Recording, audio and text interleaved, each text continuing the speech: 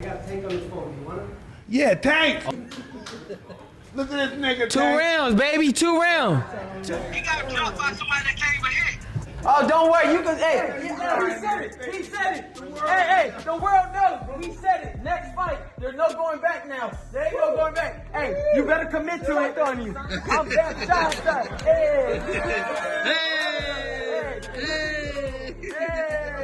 I'm happy. Let's go. Let's get it on, baby. Let's get it on. It's heating up. The fight is coming. The second coming of Floyd Mayweather Jr. versus Oscar De La Hoya. Their apprentices are gonna face off. That's what it's looking like.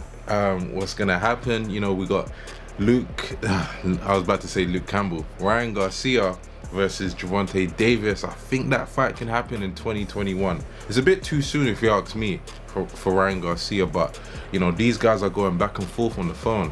And it's funny because you know, as you see there, it was at the Mike Tyson his HotBoxing podcast, but apparently, you know, a few days ago, hours before Ryan Garcia was fighting Luke Campbell, Tank Davis phoned him up. You know, he said he got his number from one of Ryan's girls and he called him up and said, handle your business so we can get this fight on the way.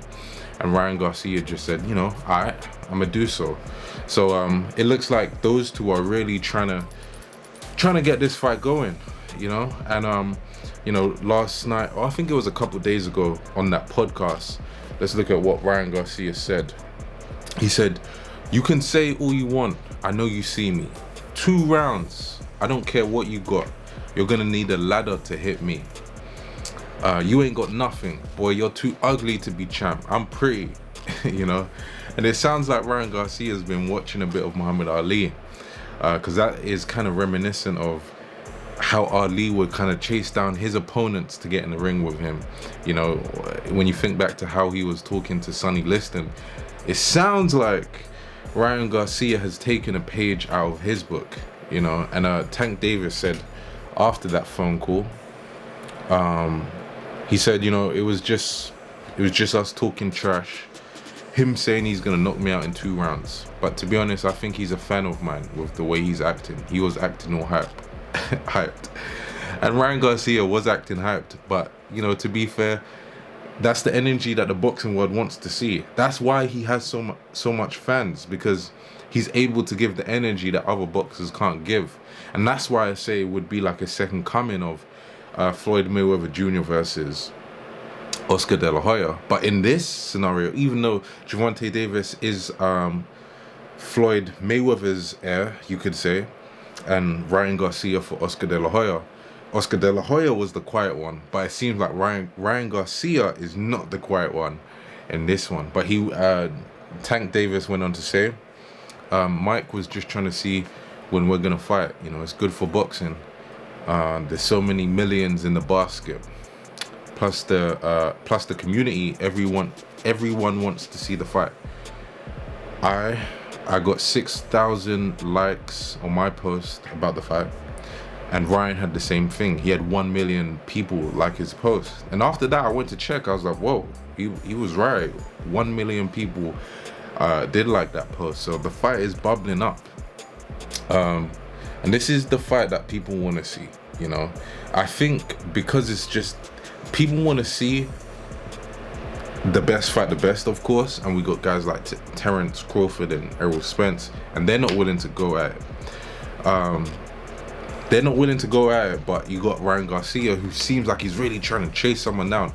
Even if let's say Terence Crawford was trying to chase down Errol Spence and it didn't come to fruition, but we at least got to see him really trying, as opposed to us seeing guys saying, yeah, talk to our promoters, or, oh yeah, I'm the A side, or be, you know, whatever, I don't need that fight, blah blah blah. That's all boring. Like, this is the stuff that, you know, I would be putting in if I do a documentary on the fight after it happens. This is the stuff I can put in.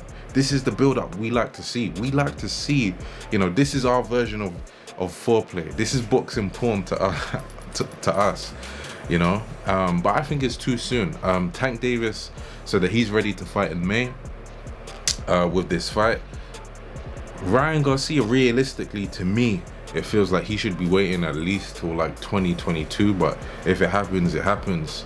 Hopefully we don't then take away Tank Davis's credit if Gervonta Davis ends up being you know, just whitewashing him.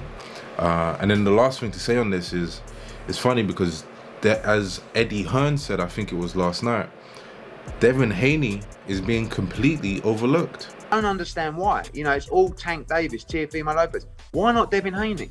Devin Haney is the champion. You are now mandatory challengers to Devin Haney. We can make this fight this week. And I know, having spoken to DAZN want to move forward and make Ryan Garcia against Devin Haney. Like, Devin Haney has got a belt, just like Lopez does, just like Davis does. But he's being totally overlooked, even despite Ryan Garcia now being the WBC mandatory. He's the mandatory for Haney's belt. I think that fight was ordered, but we're all talking about Davis versus Garcia instead. So I'm curious, who would you like to see fight? Would you like to see Haney fight Garcia first? Or do you think, you know what, skip the mandatory stuff. I want to see Davis fight Garcia. So comment down below and let Reemus know. See you in the next one.